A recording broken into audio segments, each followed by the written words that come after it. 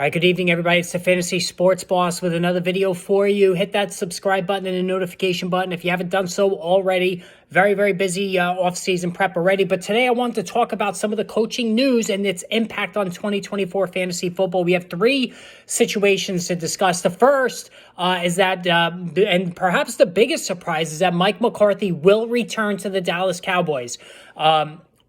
Hold the jokes, because really this seems like one big joke to me. I don't know how on earth Jerry Jones could stick with Mike McCarthy after that beyond embarrassing, hideous loss at home to the Green Bay Packers. But we have seen this from Jones before. I mean, he was very, very stubbornly loyal to Jason Garrett when everybody was, calling for his firing previously, and he's done the same now with Mike McCarthy. But from a fantasy football perspective, if you're interested in the Dallas Cowboys receivers, quarterback, even with Dak Prescott, this is good news.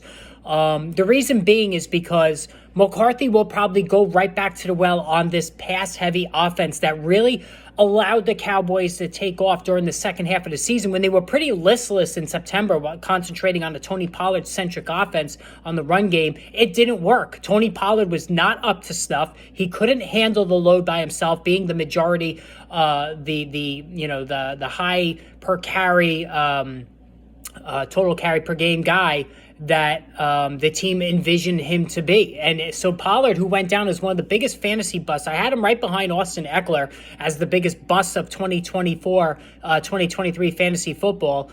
It just really never got going. And so that's why McCarthy opened up the offense. And we saw Dak Prescott and especially CeeDee Lamb, who won me a fantasy football championship, went absolutely bonkers the rest of the way. So what does this mean for 2024 again? I think CeeDee Lamb, in my opinion, depending on if Kirk Cousins signs with Minnesota, I think he's the number one receiver in fantasy. I'm going to do a separate video on that, so look for that in a little bit.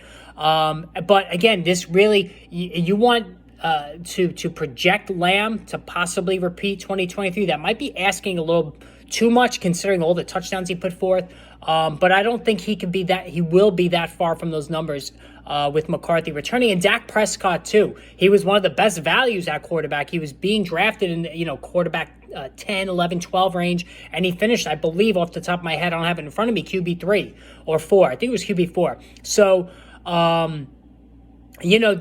for both of these guys, it's stable. And then even if you're looking for value at tight end, Jake Ferguson caught 3 touchdown passes in the playoff game. He's the number one read in the red zone, basically, for Prescott. They've always targeted the tight ends in the red zone. I think Ferguson's shaping up as a good value for next year. Now, Mike Tomlin is returning to the Pittsburgh Steelers, and this one's interesting to me. First off, right off the bat, I think we're going to get more of the Jaylen Warren, Najee Harris, dynamic duo, for lack of a better term.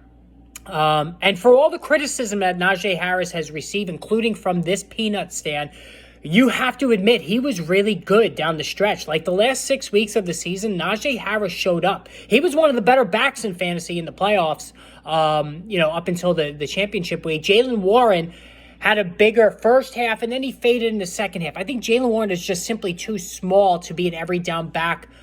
That's why they continue to feed Najee Harris, and I think that arrangement will continue next season. Najee Harris will be a running back too. Again, Jaylen Warren will be a flex play.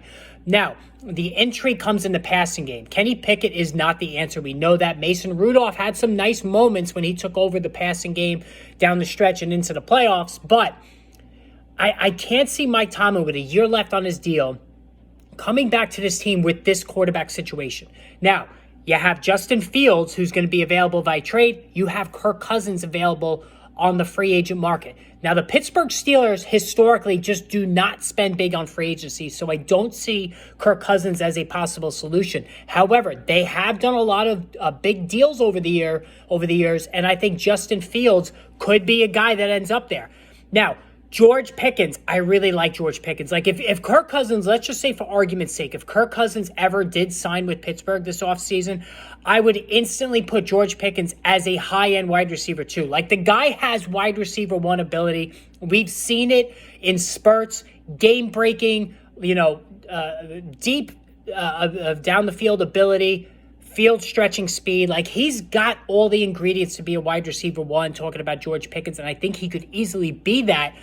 with a competent quarterback. Justin Fields, as a pure passer, not great, but look what he did for DJ Moore. So it is certainly in the realm of possibility if Justin Fields comes over via trade, he can unlock a 2023 DJ Moore campaign out of George Pickens. Deontay Johnson, meanwhile, he's really fallen off the map. He jived much better with Ben Roethlisberger, who just his noodle arm wouldn't allow him to throw downfield, and that's why Deontay Johnson was good there.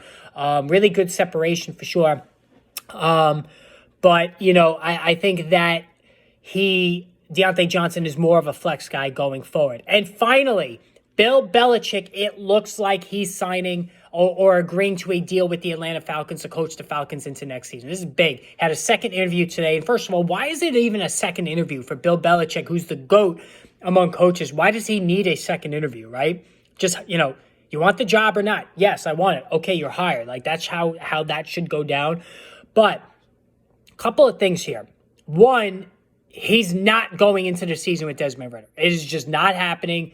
He will swing a trade. Justin Fields is the hot rumor, or sign somebody like Kirk Cousins in free agency. Again, I think Fields could be the fit here. And if Fields goes to Atlanta, you're going to see everybody and their mother overdraft Justin Fields next season. He's going to be probably even ahead of Joe Burrow as QB5, behind Jackson, Mahomes, Hurts, and Allen. I think that's going to be a little rash. We've seen, listen, great runner, not as great of a passer. The other thing, too, about Belichick, he likes multiple backs. So Bijan Robinson might once again have to deal with a timeshare with Tyler Algier. And Tyler Algier is not a bad player. You know, he was good as a rookie, a fifth-round draft pick. You know, he got the majority of goal line carries last year, which was incredibly frustrating for Robinson owners. He only got 2 goal line carries, speaking about Robinson. So this wouldn't be the best news for Bijan Robinson. However, I do think Belichick knows he is the much more talented guy, and he should be a low-end running back one. As far as Drake London, Kyle Pitts, I'm boosting their stock because I do expect, again, if it's Justin Fields, we saw what he did with DJ Moore. He could do that with Drake London. I'm all in on Drake London next year, even if it's Justin Fields. Kyle Pitts, you know, listen, great talent. I'm not going to go overboard with him, especially now that we have this sudden depth at tight end with the young Bucks, Trey McBride and Sam Laporta and Dalton Kincaid, David Njoku's emergence, Jake Ferguson. Like, we have a lot of tight ends, and we don't need to chase Kyle Pitts any longer. You want to take him on as a value play, as a backup, certainly that would work. So, guys, let me know what you think. Post in the comments as always. I'm curious what your thoughts are. More videos on the way. Hit that subscribe button. Very, very busy off season. Stay with us.